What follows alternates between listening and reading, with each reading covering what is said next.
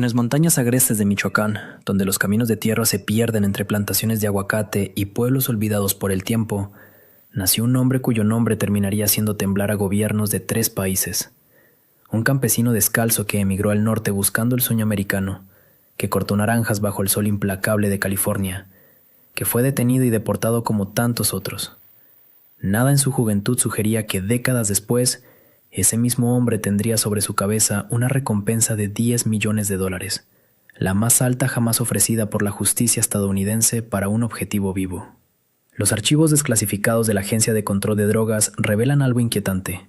En los informes de inteligencia de mediados de los años 90, su nombre aparece apenas mencionado. Una nota al pie en el vasto imperio del narcotráfico mexicano. Un operador menor, un don nadie. Pero los analistas que estudiaron esos documentos años después descubrieron un patrón escalofriante. Páginas donde aparecían menciones borradas, párrafos enteros redactados con tinta negra, como si alguien hubiera intentado sistemáticamente eliminar cualquier rastro de su ascenso. ¿Cómo un hombre invisible para las agencias de inteligencia construyó en silencio la organización criminal más violenta y expansiva de la historia reciente de México? ¿Qué secretos ocultan esas páginas censuradas? Testigos que alguna vez trabajaron cerca de él describen una figura casi fantasmal, un hombre que evitaba las fotografías con obsesión paranoica, que jamás usaba teléfonos celulares, que se movía entre ranchos remotos como un espectro. Cuando otros capos ostentaban mansiones y zoológicos privados, él vivía en casas modestas, sin lujos evidentes. Mientras los grandes nombres del narcotráfico caían uno tras otro en operativos espectaculares, él permanecía en las sombras, construyendo su imperio con una paciencia de estratega militar. Los habitantes de Aguililla, su pueblo natal, hablan de él en susurros. Algunos lo recuerdan como un muchacho callado que ayudaba en el rancho familiar. Otros prefieren no recordar nada. El miedo tiene memoria selectiva en tierras donde las desapariciones no necesitan explicación y las preguntas equivocadas se pagan con sangre. La primera vez que el nombre Nemesio Oseguera Cervantes apareció en un expediente policial estadounidense fue en un atestado rutinario de la oficina del sheriff del condado de San Francisco, California. Corría el año 1992 y aquel documento de apenas 3 páginas mecanografiadas describía el arresto de un inmigrante ilegal por posesión de heroína. El agente que redactó el informe jamás imaginó que estaba registrando el primer encuentro oficial con quien décadas después sería considerado el narcotraficante más peligroso del hemisferio occidental. El expediente revela detalles que hoy parecen escalofriantes por su banalidad. Un hombre delgado, de complexión media, cicatrices en las manos propias de quien ha trabajado la tierra, tatuajes rudimentarios en los antebrazos, sin antecedentes previos, sin conexiones aparentes con organizaciones criminales. Simplemente otro mexicano más atrapado en las redes de la adicción y la pobreza que caracterizaban ciertos barrios de la bahía en aquellos años. Lo procesaron, lo ficharon, tomaron sus huellas digitales. Cumplió 3 años en una prisión federal. Fue deportado en 1995. Lo extraordinario de aquel expediente no es lo que contiene, sino lo que omite. Porque entre las líneas de esa prosa burocrática se esconde un vacío desconcertante. Durante esos 3 años de encierro, algo fundamental cambió en Nemesio Oseguera.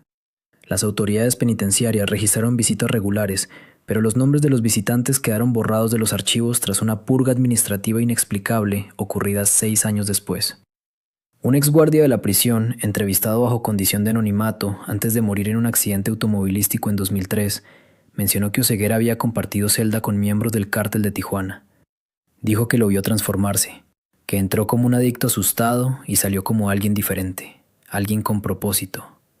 El México al que regresó en 1995 era un país en plena metamorfosis criminal. El cártel de Guadalajara se había fracturado en múltiples organizaciones que se repartían territorios como señores feudales. El Pacífico estaba bajo control de los hermanos Arellano Félix. Sinaloa pertenecía a Joaquín Guzmán Loera y Ismael Zambada. El Golfo dominaba al noreste. Pero había un vacío de poder creciente en Jalisco, especialmente en las zonas rurales donde el gobierno federal apenas tenía presencia real. Oseguera no regresó a su pueblo natal de Aguililla. Eso ya sería revelador para cualquier investigador que estudie patrones criminales. Un hombre recién deportado, sin dinero, sin recursos aparentes, normalmente vuelve con su familia. pero él se instaló en una ranchería a 50 kilómetros de distancia, en las inmediaciones de la sierra. Durante casi 2 años, su nombre desapareció por completo de cualquier registro oficial. No hay reportes policiales, no hay denuncias, no hay documentos fiscales. Es como si se hubiera evaporado. Un informe de inteligencia militar mexicano, desclasificado parcialmente en 2017 tras una demanda de transparencia, contiene un párrafo inquietante fechado en 1997. El documento, escrito en el lenguaje críptico característico de los servicios de inteligencia, menciona la reorganización de estructuras operativas en la región de Tierra Caliente bajo liderazgos emergentes con experiencia penitenciaria estadounidense. No menciona nombres, pero describe reuniones clandestinas en ranchos aislados, la llegada de individuos con antecedentes en California y Texas, el establecimiento de rutas de metanfetamina hacia el norte. La metanfetamina. Esa sería la clave que transformaría todo el panorama del narcotráfico mexicano en los años siguientes. Mientras los grandes cárteles seguían concentrados en cocaína, marihuana y heroína, pequeñas células comenzaron a experimentar con la producción masiva de cristal. La receta había llegado de California, donde motociclistas y cocineros clandestinos habían perfeccionado el proceso. Pero hacía falta algo más que conocimiento químico. Hacía falta organización, disciplina, conexiones con precursores químicos procedentes de Asia y, sobre todo, hacía falta alguien dispuesto a usar una violencia tan extrema que disuadiera cualquier competencia. En 1998, el cartel de los Valencia, también conocido como Milenio, controlaba vastas extensiones de Michoacán y Jalisco. Era una organización familiar, relativamente discreta, enfocada en trasiego más que en violencia territorial. Necesitaban operadores de confianza para expandir sus redes de distribución hacia Estados Unidos. Según testimonios de colaboradores protegidos que después declararon ante la DEA, fue en ese momento cuando Nemesio Oseguera estableció contacto con Armando Valencia Cornelio, uno de los líderes del cartel. Lo que Oseguera ofrecía era algo que la vieja guardia del narcotráfico mexicano aún no comprendía del todo. No se trataba solo de mover droga. Se trataba de construir una estructura militar, celular, compartimentada, donde cada nivel desconociera la identidad completa del nivel superior. Había aprendido eso observando los pandilleros chicanos en las prisiones californianas. Había estudiado cómo las bandas territoriales mantenían omertá incluso bajo presión policial extrema. Traía consigo un manual invisible de operaciones que combinaba la brutalidad de las maras centroamericanas con la sofisticación empresarial de las mafias italoamericanas. Durante los siguientes 5 años, Oseguera ascendió en la estructura del cártel Milenio de manera casi invisible para las autoridades. Su nombre aparecía ocasionalmente en reportes de inteligencia, siempre en los márgenes, nunca como objetivo principal. Era el fantasma perfecto. Mientras los operativos federales se concentraban en capturar a los Valencia, mientras los titulares de prensa hablaban de Chapo Guzmán y los Arellano Félix, Nemesio construía su propia red con paciencia de estratega. Cuando las autoridades mexicanas, presionadas por Washington, lanzaron una ofensiva masiva contra el cártel Milenio, detuvieron a 12 líderes principales en operativos coordinados, desmantelaron laboratorios, confiscaron arsenales. Los periódicos celebraron el golpe devastador contra el narcotráfico en el occidente del país, pero habían cometido un error fundamental, uno que se repetiría una y otra vez en los años siguientes. Habían cortado las cabezas sin destruir el cuerpo. ¿Quién quedó intacto después de aquella redada? ¿Quién tenía ya preparada una estructura paralela, leal, disciplinada, esperando precisamente ese momento? En la primavera de 1995, un hombre delgado de mirada penetrante cruzó nuevamente la frontera hacia México. Venía de cumplir una condena reducida en una prisión federal de mediana seguridad en Lompoc, California. Los registros penitenciarios lo describían como un recluso modelo, silencioso, que jamás causaba problemas y pasaba las tardes leyendo la biblioteca. Pero lo que aquellos documentos no revelaban era que durante esos 3 años tras las rejas, Nemesio Oseguera Cervantes había cursado una maestría en criminalidad organizada sin saberlo. Compartió celda con narcotraficantes veteranos de Sinaloa, lavadores de dinero colombianos y contrabandistas de armas centroamericanos. Cuando salió libre, ya no era el campesino ingenuo que había llegado a California buscando el sueño americano. Los archivos de inteligencia mexicana que permanecieron clasificados hasta el 2018 revelan un detalle inquietante. Durante el periodo entre 1995 y 1998, el nombre de Oseguera Cervantes desaparece por completo de todos los radares policiales. Ni una sola mención, ni un arresto menor, ni siquiera un interrogatorio como testigo. Es como si se hubiera esfumado en el aire, o más precisamente, como si alguien hubiera borrado meticulosamente su rastro de cada base de datos. Un agente retirado de la Policía Federal que participó en operativos contra narcotráfico durante aquellos años declaró bajo condición de anonimato que existía una lista de nombres intocables, personas que gozaban de protección oficial inexplicable. Según ese testimonio, el apodo El Mencho comenzó a circular entre los mandos policiales de Jalisco con una advertencia implícita: no investigar, no detener, no preguntar. Lo que sí está documentado es que para el año 1998, Nemesio ya no era un empleado más en la estructura criminal. Había ascendido. Los reportes de vigilancia de la DEA obtenidos mediante solicitudes de transparencia muestran fotografías granulosas tomadas con teleobjetivo en una finca rural cerca de Tonaya, Jalisco. En esas imágenes aparece un hombre que coincide con su descripción física, conversando con operadores conocidos del Cártel de Milenio, una organización criminal que en ese momento controlaba vastas rutas de tráfico de metanfetaminas hacia Estados Unidos. Las fotografías llevan fecha de agosto de ese año, y en los márgenes, alguien escribió a mano con tinta roja una nota críptica: posible teniente, verificar conexiones con Valencia. La familia Valencia Cornelio representaba entonces la aristocracia del narcotráfico en Jalisco. Luis Valencia Valencia, conocido como el Güero, manejaba un imperio construido sobre la producción industrial de drogas sintéticas, pero ese imperio enfrentaba un problema estratégico. Necesitaba expandirse territorialmente y para ello requería hombres capaces de imponer control violento sobre nuevas plazas. Nemesio Oseguera poseía algo que muchos narcotraficantes educados en ostentación carecían: la capacidad de pasar desapercibido, de operar en las sombras sin despertar sospechas. No conducía camionetas blindadas, no vestía camisas de seda, no frecuentaba restaurantes lujosos. Vivía en una casa modesta, manejaba vehículos discretos y raramente hablaba por teléfono celular. Un documento interno de la Procuraduría General de la República, fechado en marzo de 2000, menciona por primera vez las iniciales CJNGE en un contexto operativo. El informe describe una célula criminal emergente con presencia en por lo menos 7 municipios de Jalisco, especializada en el cobro de cuotas extorsivas a productores agrícolas y pequeños comerciantes. La estructura operaba con disciplina militar, puntualidad en los pagos hacia arriba, castigos ejemplares para quien desobedeciera las órdenes, y una red de informantes civiles que reportaban movimientos policiales. El jefe de esa célula nunca parecía mencionado por su nombre real en las comunicaciones intervenidas. Siempre era referido como el Señor de los Gallos, una alusión a su supuesta afición por las peleas de gallos, aunque investigadores posteriores sospecharían que se trataba de un nombre en clave deliberadamente engañoso. La guerra que transformaría el panorama criminal mexicano comenzó de manera casi imperceptible. En octubre de 2009, Ignacio Coronel Villarreal, uno de los principales líderes del Cártel de Sinaloa y socio estratégico del Cártel de Milenio, fue abatido por el ejército mexicano en Guadalajara. Su muerte creó un vacío de poder inmenso.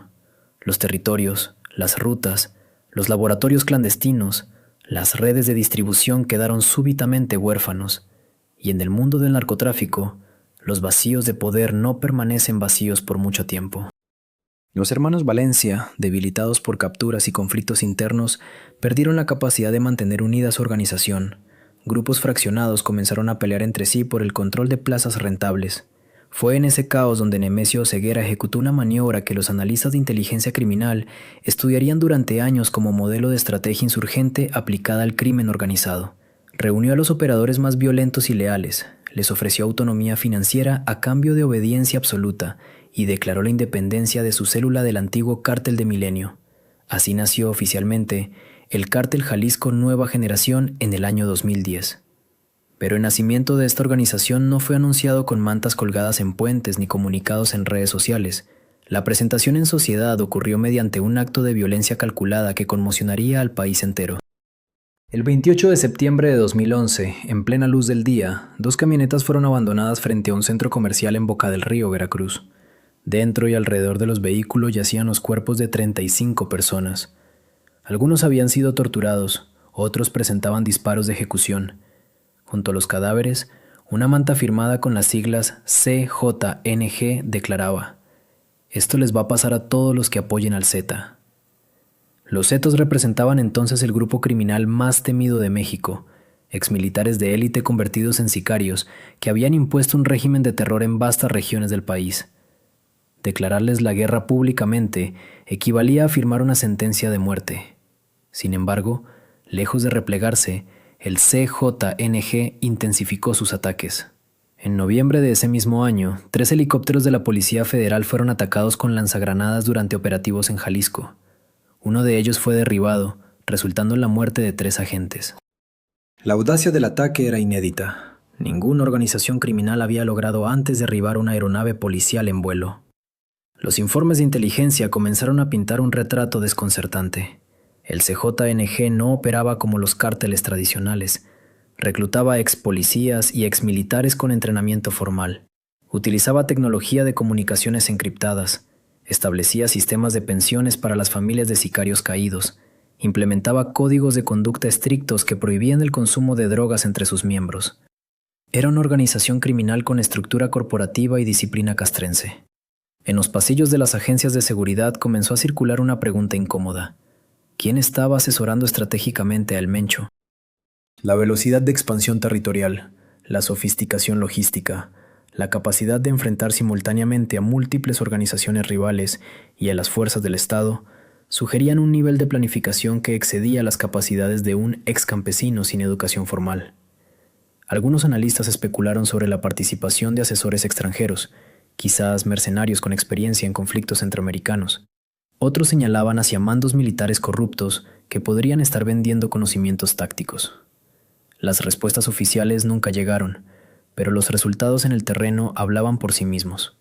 Para el año 2013, el CJNG había establecido presencia operativa en 22 estados mexicanos. Cervantes había construido algo que ningún funcionario de inmigración podría registrar en sus formularios: una red invisible de contactos, lealtades y compromisos que atravesaba ambos lados de la frontera como raíces subterráneas de un árbol que nadie veía crecer. En las colinas de Aguililla, Michoacán, su pueblo natal, las historias sobre su regreso circulaban en voz baja. Algunos decían que llegó en un Chevrolet blanco polvoriento, otros que apareció caminando por la carretera como si nunca se hubiera ido, pero todos coincidían en un detalle inquietante: traía dinero. No las cantidades ostentosas que más tarde caracterizarían al narco moderno, sino algo más peligroso, más estratégico. Traía capital suficiente para invertir, para comprar silencios, para sembrar dependencias. Los archivos del Ministerio Público de Jalisco revelan que entre 1995 y 1998, Nemesio Oseguera desapareció completamente de los registros oficiales. Ni una multa de tránsito, ni un trámite administrativo, ni una denuncia, como si se hubiera evaporado en el aire denso de la provincia mexicana. Sin embargo, los testimonios de quienes vivían en la región de Tierra Caliente pintan un cuadro completamente diferente. Hablan de un hombre que asistía a las fiestas patronales, que conversaba con los ancianos en las plazas, que patrocinaba equipos de fútbol locales y reparaba caminos vecinales que el gobierno había olvidado décadas atrás. Un informe de inteligencia desclasificado parcialmente en 2019 por la agencia antidrogas estadounidense contiene un párrafo revelador. Bajo el código de operación Monarch Butterfly, agentes encubiertos reportaban actividades inusuales en la región fronteriza entre Michoacán y Jalisco. El documento menciona la emergencia de células operativas descentralizadas con capacidad de autogestión financiera y logística sin estructura piramidal visible. No mencionaban nombres, todavía no, pero describían exactamente el modelo organizacional que años después haría del Cártel Jalisco Nueva Generación la organización criminal más letal y eficiente de México. Mientras tanto, en las calles de Guadalajara, algo estaba cambiando. La vieja guardia del narcotráfico mexicano, aquellos capos de bigote espeso y botas vaqueras que aparecían en los corridos, comenzaba a perder terreno. El cártel de Sinaloa consolidaba su hegemonía, pero en las sombras, en los márgenes que los grandes no consideraban rentables, otras fuerzas se organizaban. Nemesio no competía frontalmente, observaba, aprendía, esperaba. Un ex empleado de un rancho ganadero cerca de Tlajomulco recordaría años después, en un testimonio que jamás se presentó formalmente ante ningún tribunal, Cómo un hombre tranquilo que todos conocían como el Señor de los Caballos llegaba cada 15 días con camionetas de doble rodado. Descargaban pacas que supuestamente contenían alfalfa, pero el peso no correspondía. Las camionetas se hundían demasiado en la tierra blanda, y los perros del rancho, entrenados para detectar intrusos, nunca ladraban cuando esas camionetas llegaban. Como si los animales hubieran sido condicionados para ignorar ciertos olores, ciertas presencias. En el año 2000, un evento transformó el panorama del crimen organizado en México. El gobierno federal implementó una estrategia que llamaron decapitación de cárteles, arrestando o eliminando a los líderes más visibles. La lógica parecía impecable. Sin cabeza, la serpiente muere. Pero lo que nadie anticipó fue que de cada cabeza cortada brotarían 10 nuevas, más jóvenes, más violentas, más hambrientas. Nemesio Oseguera observaba este caos con la paciencia de quien ha aprendido que en la guerra, el último en moverse a veces es el primero en sobrevivir. Documentos bancarios filtrados por un empleado descontento de una institución financiera en Puerto Vallarta mostraban movimientos curiosos. Cuentas a nombre de empresas fantasma dedicadas supuestamente a la exportación de aguacate y limón realizaban transferencias millonarias hacia paraísos fiscales en el Caribe. Las cantidades aumentaban geométricamente cada trimestre.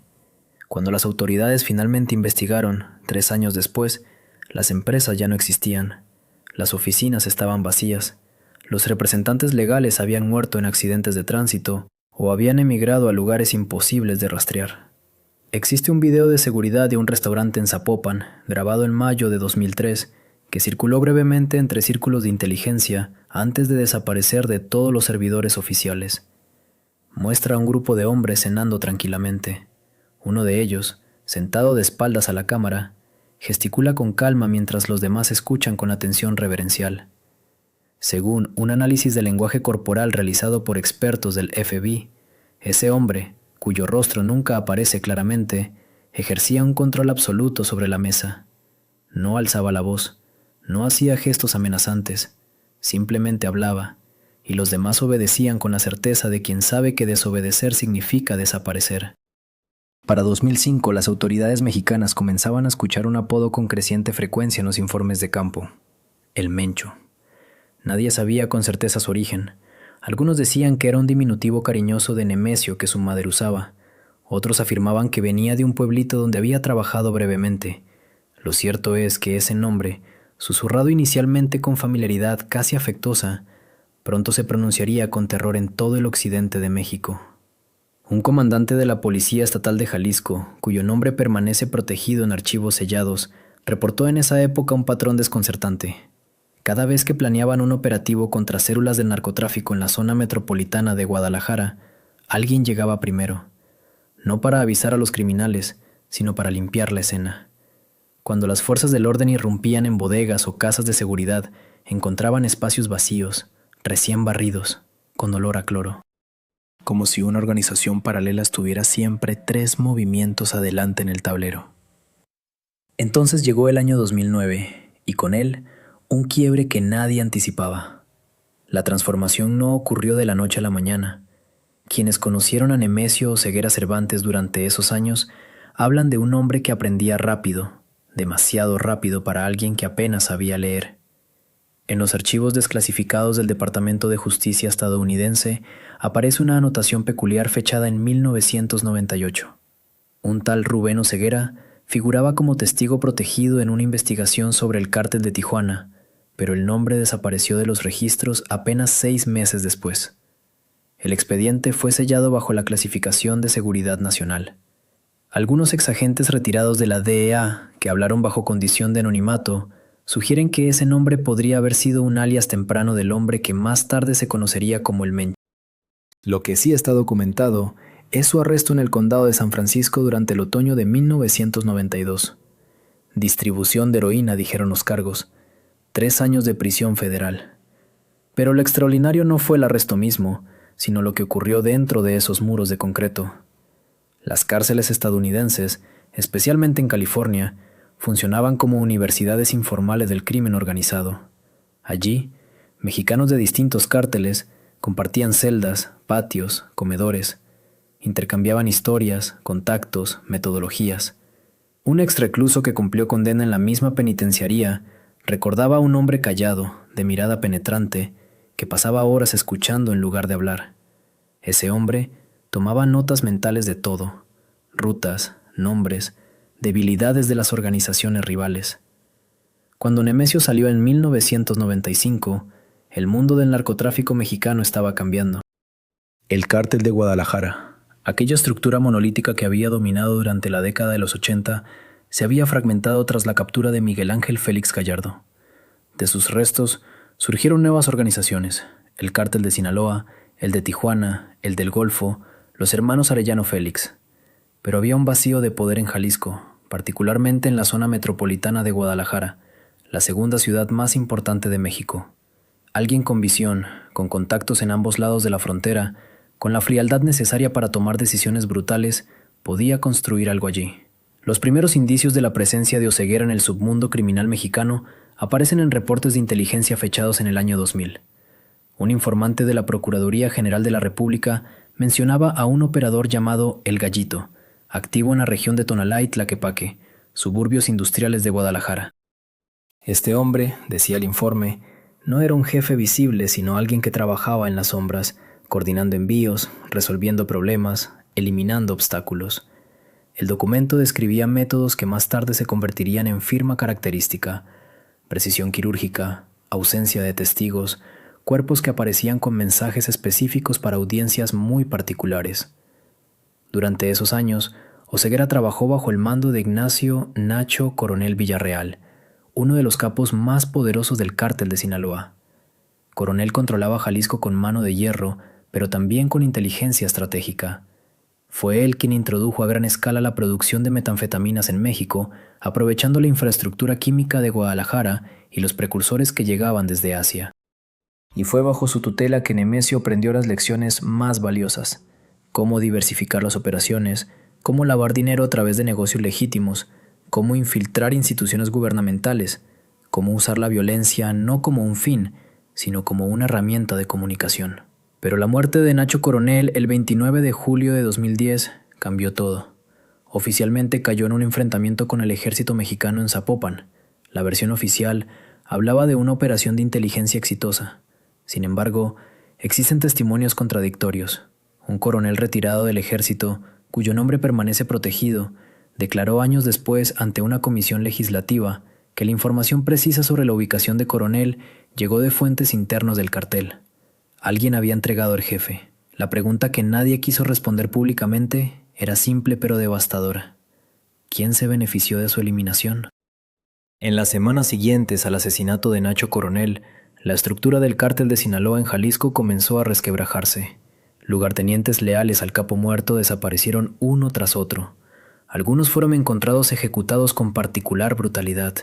Otros simplemente se esfumaron, dejando familias que nunca supieron qué ocurrió. Los métodos recordaban aquellos escritos años atrás en los informes sobre el Gallito: eficientes, despiadados, sin margen para errores. En las montañas de Michoacán, específicamente en la región de Tierra Caliente que limita con Jalisco, comenzaron a aparecer campos de entrenamiento que los servicios de inteligencia detectaron mediante vigilancia satelital. Las imágenes desclasificadas años después mostraban estructuras sorprendentemente organizadas: barracas, áreas de tiro, circuitos de obstáculos. No eran campamentos improvisados de narcotraficantes comunes, tenían la configuración de instalaciones paramilitares. Algunos analistas señalaron similitudes inquietantes con campos de entrenamiento de grupos guerrilleros centroamericanos de décadas anteriores. ¿Quién estaba entrenando a estos hombres? ¿Qué tipo de operación requería ese nivel de preparación? Un documento interno de la Secretaría de la Defensa Nacional, fechado en marzo de 2011, advertía sobre el surgimiento de un grupo criminal con características atípicas en la región occidente del país. El informe mencionaba niveles inusuales de disciplina, armamento de grado militar, sistemas de comunicación encriptados y, más preocupante aún, capacidad de inteligencia sofisticada. El grupo había comenzado a identificarse con un nombre que pronto sembraría terror en toda la región: Cártel de Jalisco Nueva Generación. Pero el nacimiento oficial de esta organización no fue anunciado con declaraciones ni comunicados de prensa criminal. Fue marcado con sangre y fuego. El 26 de septiembre de 2011, en pleno centro de Boca del Río, Veracruz, 35 cuerpos fueron arrojados durante la hora pico en una de las avenidas principales. Los cadáveres llevaban señales de tortura sistemática. Junto a ellos, una manta con un mensaje que helaba la sangre. Firmaba el Cártel de Jalisco Nueva Generación, anunciando su llegada al territorio del Cártel del Golfo y los Zetas. No era una declaración de guerra, era la guerra misma, transmitida en vivo por todos los noticieros nacionales. Las autoridades quedaron paralizadas. En menos de 2 años, una organización que oficialmente no existía había ejecutado una de las masacres más impactantes en la historia del narcotráfico mexicano, en un estado a más de 800 kilómetros de su supuesto territorio base. La madrugada del 1 de mayo de 2015 cambió para siempre la percepción del poder en Jalisco. Lo que ocurrió en las calles de Guadalajara durante aquellas horas no fue simplemente violencia organizada. Fue una declaración de guerra contra el propio concepto del Estado mexicano. 29 vehículos incendiados simultáneamente en puntos estratégicos de la ciudad, bloqueos coordinados en al menos 57 ubicaciones diferentes, ataques directos contra instalaciones militares. La sincronización resultaba imposible sin tecnología avanzada de comunicaciones y una estructura de mando que rivalizaba con cualquier operación militar convencional. En los archivos filtrados del Centro de Investigación y Seguridad Nacional aparece un documento marcado como extremadamente confidencial. El análisis forense de los dispositivos incendiarios utilizados aquella noche reveló componentes que no deberían estar disponibles en el mercado civil. Temporizadores de precisión militar, acelerantes con composiciones químicas específicas, sistemas de activación remota que operaban en frecuencias encriptadas. La pregunta que los analistas plasmaron en sus reportes nunca recibió respuesta oficial. ¿Quién proporcionó este equipamiento y cómo atravesó las fronteras sin ser detectado? Un exoficial de inteligencia, cuyo nombre permanece bajo protección de testigos, reveló años después detalles inquietantes sobre aquella operación. Según su testimonio grabado en condiciones de máxima seguridad, las comunicaciones interceptadas durante las horas previas al ataque mostraban un nivel de sofisticación alarmante. Códigos cambiantes cada 30 minutos, referencias geográficas encriptadas mediante coordenadas invertidas, uso de jerga militar que sugería entrenamiento profesional. La voz que coordinaba todo aquello, identificada posteriormente mediante análisis de patrones vocales, pertenecía a alguien que había estado presente en zonas de conflicto real. Las inflexiones, el ritmo de las órdenes, la frialdad calculada, todo apuntaba hacia formación táctica avanzada. Los habitantes de Guadalajara recuerdan el terror de aquellas horas con una precisión que el tiempo no ha borrado. Testimonios recopilados por organizaciones de derechos humanos describen escenas que parecían extraídas de documentales de guerra. Hombres vestidos con uniformes tácticos negros, portando armamento que normalmente solo se ve en desfiles militares, moviéndose con disciplina casi marcial por las calles.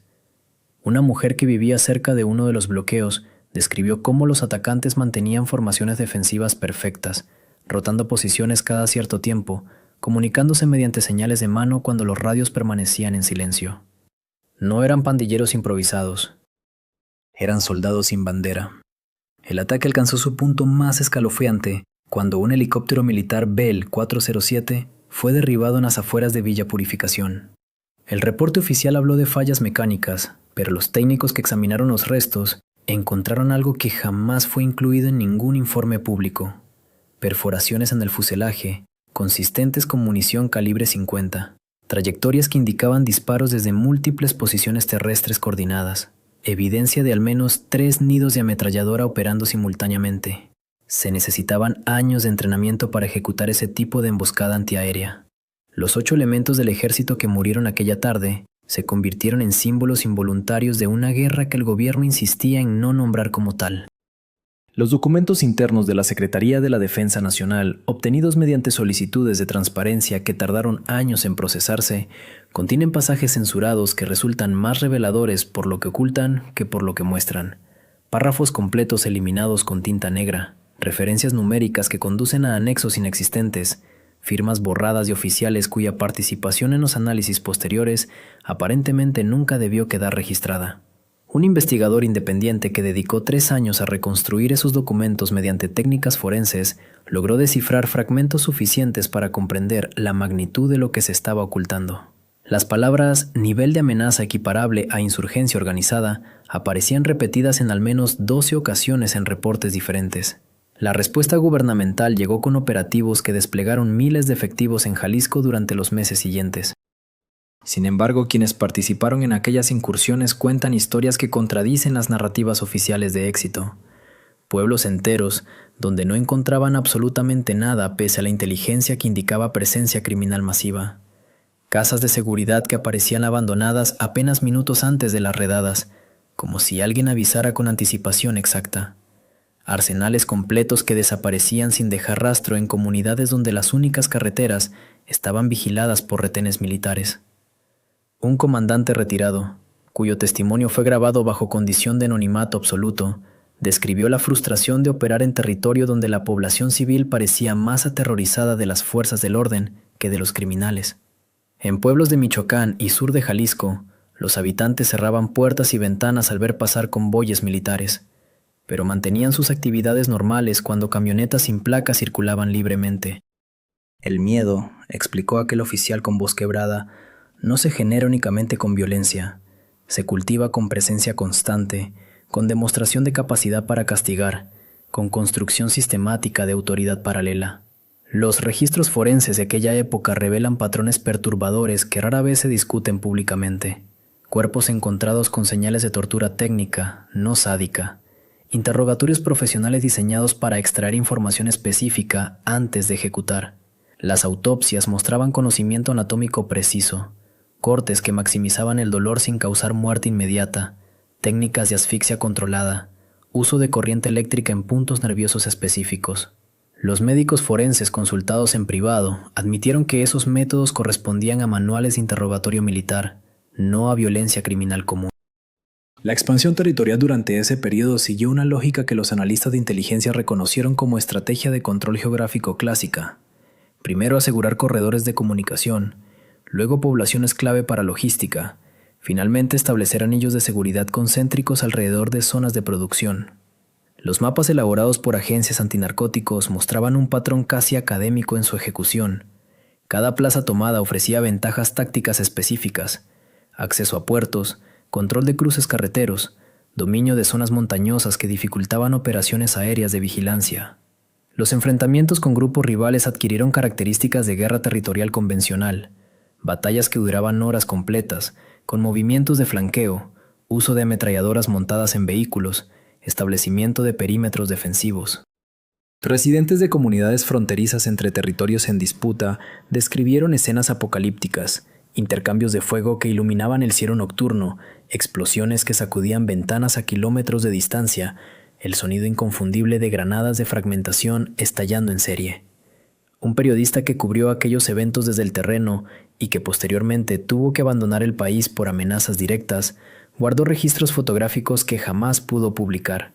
Imágenes de armamento destruido que incluía lanzacohetes, ametralladoras .50 montadas en torretas artesanales pero funcionalmente efectivas, chalecos antibalas con placas balísticas de grado militar. En una de esas fotografías aparece un vehículo blindado improvisado, construido con tal nivel de ingeniería que los expertos consultados estimaron requería conocimientos de mecánica avanzada y metalurgia especializada. Los gobiernos estatales y federal lanzaron campañas de comunicación insistiendo en que la situación estaba bajo control, pero los números contaban historia diferente. Las solicitudes de intervención federal por parte de alcaldes desesperados se multiplicaban mes tras mes. Empresarios cerraban negocios y huían de regiones enteras. El turismo, en zonas tradicionalmente prósperas, colapsó cuando videos de enfrentamientos comenzaron a circular en redes sociales, mostrando una realidad que ningún comunicado oficial podía negar. La sombra de un hombre que oficialmente permanecía prófugo se extendía sobre territorios cada vez más vastos, desafiando la lógica misma de cómo un fugitivo podía operar con tal impunidad. Y mientras los reportes oficiales hablaban de avances y capturas menores, en las calles de pueblos olvidados por los mapas oficiales se susurraba un nombre con mezcla de terror y respeto que revelaba quién ejercía verdaderamente el poder. Los agentes de la Administración para el Control de Drogas entraron a la Casa de Seguridad en Zapopan durante las primeras horas del 29 de octubre de 2016. La operación había sido planeada durante meses, coordinada con unidades de élite mexicanas, rastreada mediante tecnología satelital que supuestamente no fallaba jamás. Pero cuando derribaron la puerta del inmueble ubicado en la colonia Chapalita, Lo único que encontraron fueron computadoras aún encendidas, platos con comida reciente y una nota manuscrita sobre la mesa del comedor. Según testimonios filtrados posteriormente, esa nota contenía apenas 3 palabras en letra cursiva perfectamente legible. Llegaron muy tarde. La inteligencia estadounidense había invertido recursos sin precedentes en localizar a Nemesio Oseguera Cervantes. Equipos especializados trabajaban 24 horas rastreando señales telefónicas, movimientos bancarios, testimonios de informantes infiltrados que arriesgaban sus vidas cada minuto. Documentos internos de la DEA revelados años después mostrarían que existían al menos 17 operativos fallidos similares entre 2014 y 2017, todos con el mismo patrón inquietante. La información era precisa, verificada múltiples veces, confirmada por fuentes independientes, pero siempre, sistemáticamente, Mencho desaparecía exactamente entre 6 y 8 horas antes de que las fuerzas especiales llegaran a su ubicación. Un analista retirado de la CIA que trabajó en el caso entre 2015 y 2018 accedió a hablar bajo condición de anonimato absoluto durante una conversación grabada en 2020. Sus manos temblaban mientras describía lo que él llamaba el patrón imposible. Explicó que las probabilidades estadísticas de que una persona evadiera 17 operativos consecutivos con esa precisión temporal eran virtualmente inexistentes, a menos que existiera algo que nadie quería admitir públicamente. Alguien, en algún lugar dentro de la estructura de inteligencia compartida entre México y Estados Unidos, estaba filtrando información clasificada directamente hacia el Cártel Jalisco Nueva Generación. Las investigaciones internas comenzaron discretamente durante el verano de 2017. Equipos de asuntos internos de ambos países iniciaron pesquisas paralelas, rastreando comunicaciones, analizando quiénes tenían acceso a información sensible antes de cada operativo fallido. Lo que descubrieron resultó más perturbador que cualquier hipótesis inicial. En México, 3 oficiales de alto rango con acceso a planes operativos fueron encontrados muertos en circunstancias distintas durante un periodo de 7 meses. El primero apareció en su automóvil con un disparo autoinfligido en la sien, aunque era zurdo, y la herida estaba en el lado derecho. El segundo murió en un accidente de tránsito cuando su vehículo se salió inexplicablemente de una carretera recta en condiciones climáticas perfectas. El tercero simplemente desapareció una tarde de marzo. Su cuerpo nunca fue localizado. En Estados Unidos, un agente de la DEA asignado al caso Mencho solicitó protección de testigos de manera abrupta en septiembre de 2017. Según reportes internos posteriormente filtrados a medios especializados, este agente había identificado irregularidades en los protocolos de comunicación relacionados con operativos en Jalisco. Días antes de su testimonio formal ante una comisión de investigación interna, sufrió un aparente infarto masivo en su domicilio de Virginia. Tenía 38 años, no presentaba historial de problemas cardíacos y había pasado su examen médico anual apenas 2 meses antes con resultados completamente normales. Mientras las investigaciones internas se ahogaban en coincidencias imposibles y muertes convenientes, el Cártel Jalisco Nueva Generación expandía su presencia territorial con una velocidad que desafiaba toda lógica operativa conocida. A finales de 2017, Inteligencia Mexicana confirmaba presencia activa de células del CJNG en 32 estados de la República. No se trataba únicamente de presencia comercial para distribución de drogas. Eran estructuras operativas completas con capacidad de confrontación armada, control territorial y administración de economías locales. Un documento clasificado de la Secretaría de la Defensa Nacional fechado en enero de 2018 describía con detalle alarmante la capacidad logística del cartel. Rutas de suministro que atravesaban el país de costa a costa, sistemas de comunicación encriptada que rivalizaban con tecnología militar de primer nivel, arsenales distribuidos estratégicamente que incluían armamento de uso exclusivo del ejército. El informe concluía con una evaluación que ningún funcionario repetiría públicamente. El Cártel Jalisco Nueva Generación operaba efectivamente como un ejército paralelo, con recursos, disciplina y alcance comparables a fuerzas militares de naciones pequeñas. La confrontación pública entre el cártel y el gobierno alcanzó dimensiones sin precedentes durante el verano de 2018. Videos comenzaron a circular en redes sociales mostrando desfiles de vehículos artillados con docenas de sicarios uniformados, portando rifles de asalto y lanzagranadas, circulando abiertamente por comunidades rurales de Jalisco y estados circunvecinos. Las grabaciones no eran filtradas clandestinamente. Eran producciones deliberadas, editadas profesionalmente, diseñadas específicamente para difusión pública. Mensajes directos hacia autoridades, carteles rivales y población civil. Una demostración visual de que el Estado mexicano había perdido el monopolio legítimo de la fuerza en vastas regiones del territorio nacional. Las reacciones gubernamentales oscilaban entre operativos espectaculares que capturaban lugartenientes menores y silencios prolongados que sugerían negociaciones discretas. Cada captura importante era seguida invariablemente por explosiones de violencia coordinada, bloqueos simultáneos en múltiples ciudades, ataques contra instalaciones policiales, emboscadas contra convoyes militares. El patrón se repetía con precisión mecánica: captura de alto valor, respuesta violenta inmediata, retiro táctico de fuerzas gubernamentales, retorno gradual a una normalidad tensa.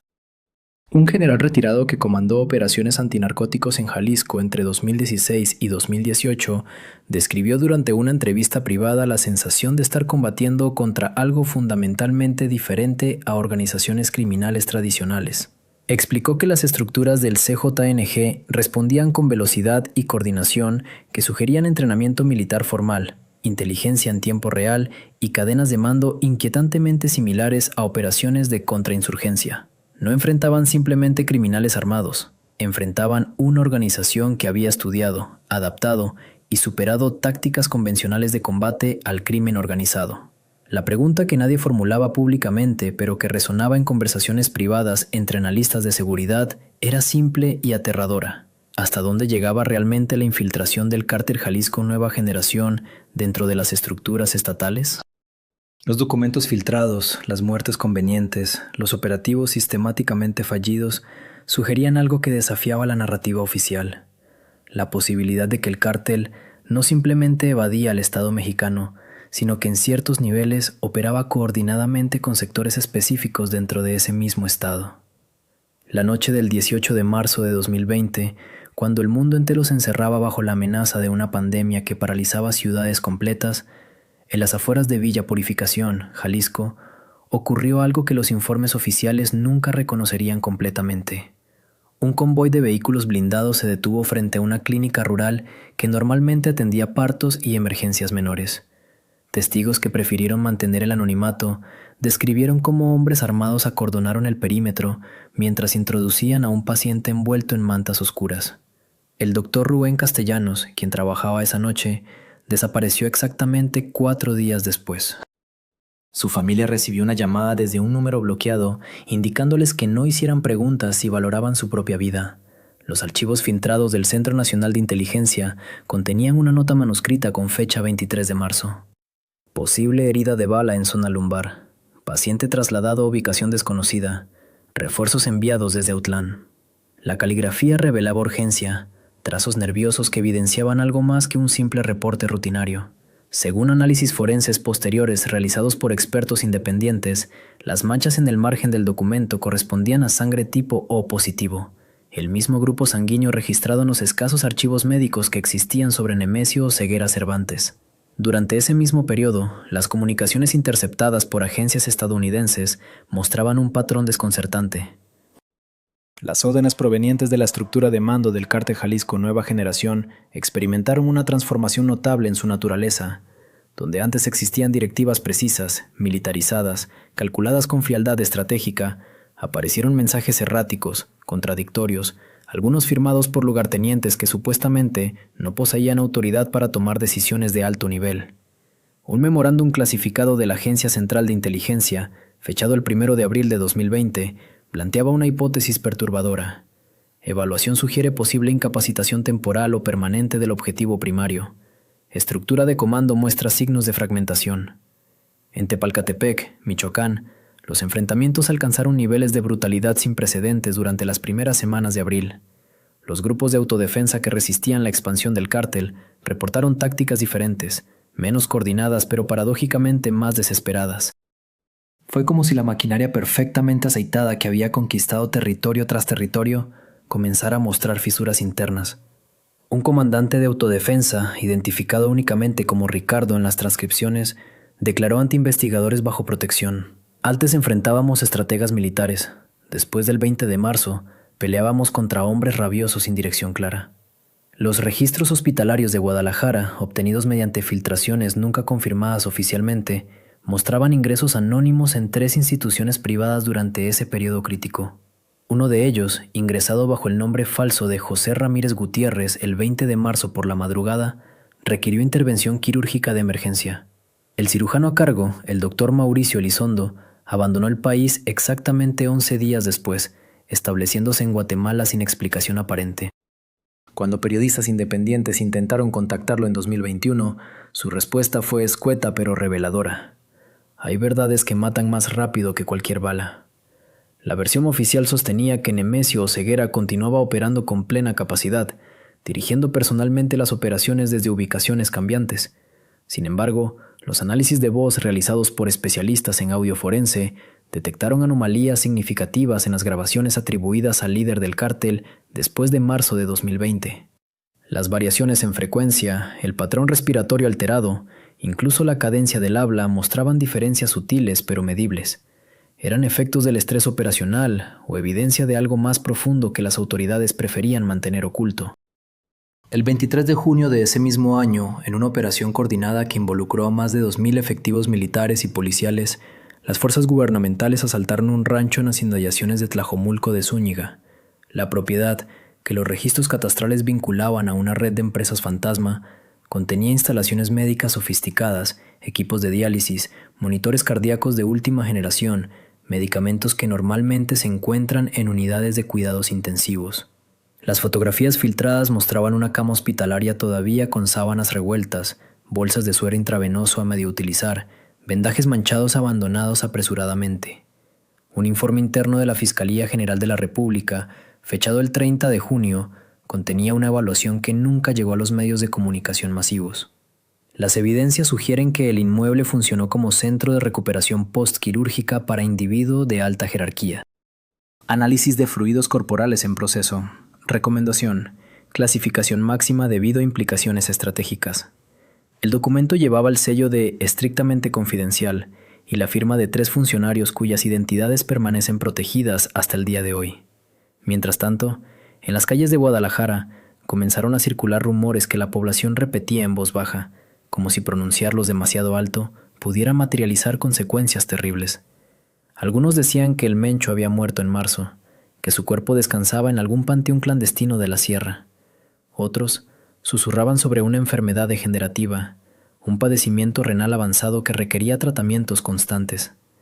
Existía incluso una versión más elaborada, que había sido traicionado por alguien dentro de su círculo más íntimo, herido gravemente, salvado por lealtades que todavía resistían pero incapaz ya de ejercer el liderazgo absoluto que caracterizó su ascenso. Los movimientos financieros detectados por unidades especializadas en lavado de dinero mostraban transferencias masivas hacia clínicas especializadas en Panamá, Costa Rica y Colombia.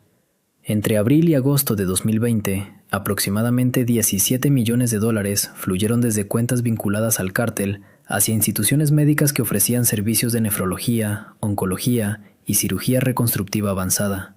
Las transacciones utilizaban capas múltiples de intermediarios, pero los analistas financieros identificaron patrones consistentes que sugerían un propósito médico urgente y costoso. El silencio que rodeaba la condición real del hombre más buscado de México se convirtió en su propia forma de arma psicológica. La incertidumbre mantenía a todos en alerta constante, desde las autoridades hasta los grupos criminales rivales que esperaban cualquier señal de debilidad para lanzar sus propias ofensivas. Y mientras el misterio crecía, el imperio construido sobre violencia calculada y expansión territorial implacable comenzaba a mostrar las primeras grietas de una estructura que quizás dependía demasiado de la voluntad férrea de un solo hombre. En las primeras semanas de abril de 2020, mientras el confinamiento mundial alcanzaba su punto más estricto, comenzaron a circular entre periodistas de investigación mexicanos ciertos fragmentos de audio que nunca fueron autenticados oficialmente. Las grabaciones, supuestamente obtenidas mediante interceptaciones telefónicas durante operativos en zonas rurales de Michoacán, contenían conversaciones donde una voz grave, pausada, daba instrucciones específicas sobre distribución de despensas en comunidades marginadas. La calidad era deficiente, llena de interferencias, pero varios analistas que habían estudiado patrones de habla durante años coincidieron en algo perturbador: los modismos, la cadencia, el uso particular de ciertas expresiones coloquiales coincidían con las características lingüísticas atribuidas a Nemesio Ceguera Cervantes. Lo extraordinario no era la existencia de estas grabaciones, sino el contexto en el cual fueron obtenidas. Agentes federales que participaron en los operativos de rastreo durante esos meses relataron, bajo condición de anonimato absoluto, que las señales electrónicas que intentaban triangular provenían de puntos geográficos que cambiaban cada 48 horas. No se trataba de movimientos erráticos, sino de un patrón calculado que abarcaba un territorio inmenso, desde la costa de Colima hasta las montañas de Guanajuato, pasando por sectores remotos de Nayarit. Era como si alguien hubiera diseñado una coreografía de desplazamientos que volvía inútil cualquier intento de cerco.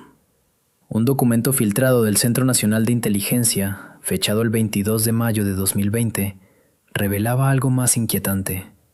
Durante los análisis de comunicaciones interceptadas, los técnicos habían detectado el uso de un sistema de encriptación sofisticado que no correspondía con los métodos tradicionales empleados por organizaciones criminales.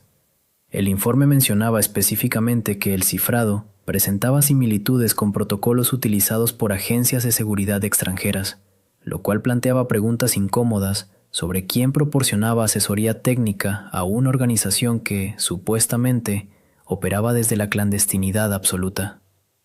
Los meses siguientes trajeron una serie de eventos que, vistos en retrospectiva, formaban un mosaico desconcertante. En junio de ese mismo año, 3 funcionarios de inteligencia que habían participado en operaciones de seguimiento en Jalisco solicitaron traslados urgentes a otras divisiones. Ninguno ofreció explicaciones públicas, pero compañeros cercanos mencionaron que habían expresado temor no por amenazas directas, sino por algo más sutil: la sensación de que cada movimiento que planeaban era anticipado, como si alguien dentro de las instituciones estuviera filtrando información en tiempo real. Durante el mes de agosto de 2020, un agricultor de 62 años llamado Esteban Morales fue encontrado muerto en su parcela cerca de Tepalcatepec, Michoacán. El reporte forense inicial indicaba muerte natural por paro cardíaco. Sin embargo, 3 semanas después de su fallecimiento, periodistas locales descubrieron que Morales había sido el propietario de tierras donde, según testimonios de vecinos, se había establecido un campamento temporal de hombres armados en febrero de ese año. Más significativo aún, Morales había mencionado a su familia, días antes de morir, que un desconocido le había ofrecido una suma considerable de dinero para que abandonara su propiedad durante 15 días.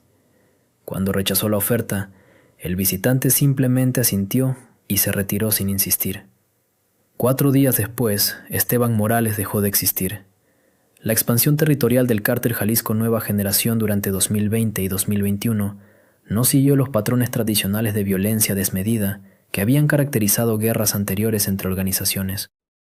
Informes de inteligencia estadounidense desclasificados parcialmente en 2022 revelaban que la infiltración en estados como Zacatecas, Guanajuato y Veracruz se logró mediante una estrategia que combinaba sobornos sistemáticos a autoridades locales, pactos con grupos criminales menores que aceptaban subordinarse y algo que los analistas describieron como propaganda social: la construcción de una imagen de protectores comunitarios en zonas donde el Estado había sido históricamente ausente.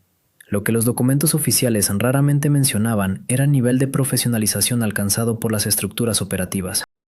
Un agente de la DEA que participó en operaciones conjuntas con autoridades mexicanas durante 2021 describió en un testimonio confidencial cómo, durante un operativo en las afueras de Guadalajara, su equipo encontró evidencia de manuales de entrenamiento táctico que incluían diagramas de comunicaciones encriptadas, protocolos de contravigilancia y técnicas de inteligencia que normalmente se enseñaban en academias militares formales.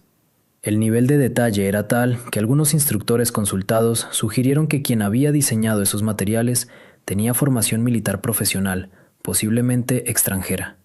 Las confrontaciones públicas con autoridades alcanzaron un nuevo nivel de sofisticación mediática durante el año 2021. Cuando elementos del ejército mexicano fueron emboscados en Aguililla, Michoacán, el 29 de marzo de ese año, resultando en un enfrentamiento que duró más de 4 horas, Lo notable no fue únicamente la capacidad de fuego desplegada por los atacantes, sino la rapidez con que videos del incidente circularon en redes sociales acompañados de narrativas que cuestionaban la legitimidad de la presencia militar en la zona. Expertos en guerra de información digital identificaron que las cuentas que difundieron inicialmente esos materiales utilizaban técnicas de amplificación artificial, bots coordinados y patrones de distribución que sugerían planeación previa. La respuesta gubernamental osciló entre operativos de alto perfil que raramente producían capturas significativas y declaraciones públicas que prometían resultados inminentes. En septiembre de 2021, el gobierno federal anunció la conformación de un grupo élite específicamente dedicado a localizar a Nemesio Oseguera Cervantes. El equipo supuestamente incluía agentes de inteligencia mexicana, asesores estadounidenses y analistas especializados en rastreo de objetivos de alto valor.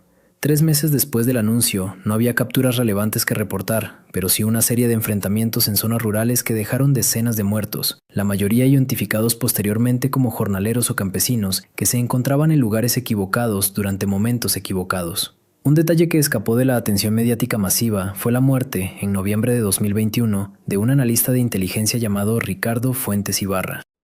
Fuentes había trabajado durante 8 años en la unidad especializada en cartografía criminal, y había desarrollado un modelo predictivo para rastrear desplazamientos de líderes clandestinos basándose en patrones de comunicación y movimientos financieros. 2 días antes de su muerte en un aparente accidente automovilístico en la carretera México-Toluca, Fuentes había enviado un correo electrónico a su supervisor inmediato mencionando que había identificado anomalías consistentes en los datos relacionados con operativos recientes en Jalisco. Anomalías que sugerían que cierta información clasificada estaba siendo filtrada de manera sistemática. El correo terminaba con una frase que sus colegas recordarían después con escalofríos. Necesito verificar algo antes de presentar el informe completo, pero si tengo razón, esto cambia todo lo que creemos saber sobre cómo opera la organización. Los archivos personales de Ricardo Fuentes nunca fueron recuperados de su oficina. Según el inventario oficial, su computadora de trabajo fue formateada 3 días después de su fallecimiento, como parte de protocolos estándar de seguridad. Sus respaldos en la nube corporativa resultaron estar corruptos o incompletos. La investigación interna sobre su muerte concluyó, después de 4 semanas, que había sido un accidente causado por exceso de velocidad y condiciones climáticas adversas. Su viuda insistió durante meses en que Ricardo era un conductor excepcionalmente cauteloso y que jamás conducía por encima de los límites establecidos, pero sus objeciones quedaron registradas únicamente como notas al margen del expediente oficial. Para finales de 2022, la figura de Nemesio Oseguera Cervantes había alcanzado proporciones casi míticas en el imaginario colectivo. Era simultáneamente el criminal más buscado de México, el objetivo número 1 de las agencias antinarcóticos estadounidenses y para ciertos sectores de comunidades marginadas, una especie de Robin Hood contemporáneo, cuya organización proporcionaba servicios que el Estado había abandonado décadas atrás. Esta multiplicidad de narrativas no era accidental, sino el resultado de una estrategia deliberada de construcción de imagen que involucraba desde videos cuidadosamente producidos hasta acciones de asistencia social documentadas y difundidas sistemáticamente.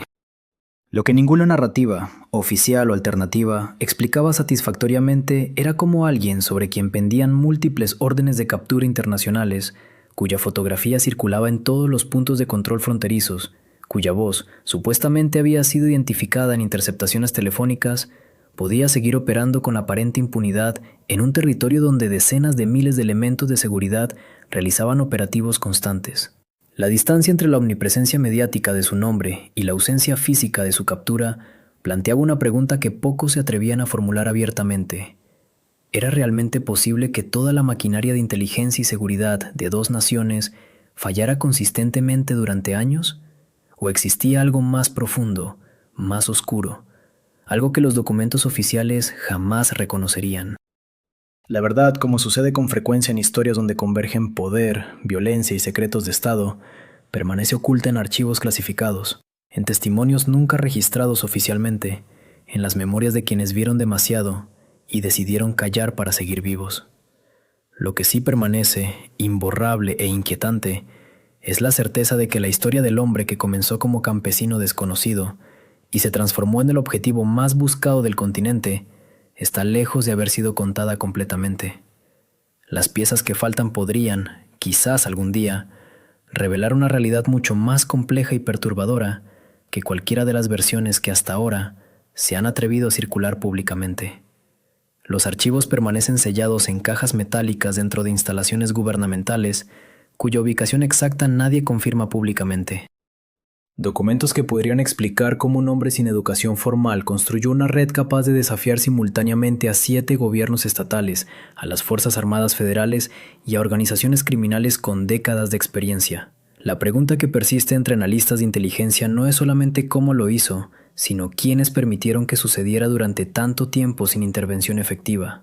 Cada versión oficial contradice la anterior. Primero dijeron que había muerto en un enfrentamiento cerca de Autlán. Después afirmaron que estaba gravemente herido en algún punto de la Sierra Madre. Luego volvieron al discurso habitual: cercado, localizado, próximo a caer. La recompensa aumentó hasta cifras que ningún fugitivo latinoamericano había alcanzado jamás, superando incluso a aquellos nombres que marcaron épocas anteriores del narcotráfico continental. $10 millones por información que conduzca a su captura, ofrece el gobierno estadounidense. 30 millones de pesos mexicanos promete la Administración Nacional. Sin embargo, ninguna delación ha resultado efectiva. Testimonios de habitantes rurales revelan algo inquietante. Hablan de convoyes que transitan sin oposición por carreteras estatales, de retenes militares que misteriosamente desaparecen horas antes del paso de vehículos sospechosos, de comunicaciones interceptadas que nunca generan operativos reales. La maquinaria mediática repite que el cerco se cierra, pero el cerco lleva cerrándose desde hace casi una década sin concretarse nunca. Quizás la verdad más perturbadora no sea la historia del hombre que huyó de la pobreza campesina para convertirse en el criminal más buscado del hemisferio occidental.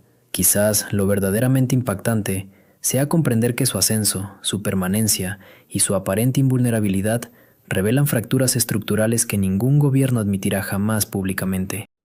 Fracturas donde se cruzan complicidades, negligencias calculadas, acuerdos no escritos entre quienes deberían combatirse mutuamente. Los expedientes seguirán clasificados, las grabaciones permanecerán bajo custodia restringida, y mientras tanto, la figura creada entre la mitología popular y la realidad documental continuará expandiéndose, alimentándose de silencios oficiales y contradicciones gubernamentales. Gracias por acompañarnos hasta el final de esta investigación que intentó acercarse a una verdad esquiva, protegida por capas de mentiras institucionales y narrativas convenientes. Si consideras que este contenido merece ser compartido, suscríbete al canal para seguir descubriendo historias que desafían las versiones oficiales. Déjanos tu opinión en los comentarios sobre qué aspectos de esta historia te generan más interrogantes, y si esta investigación te pareció valiosa, regálanos un like para que más personas puedan acceder a información que raramente circula en medios convencionales.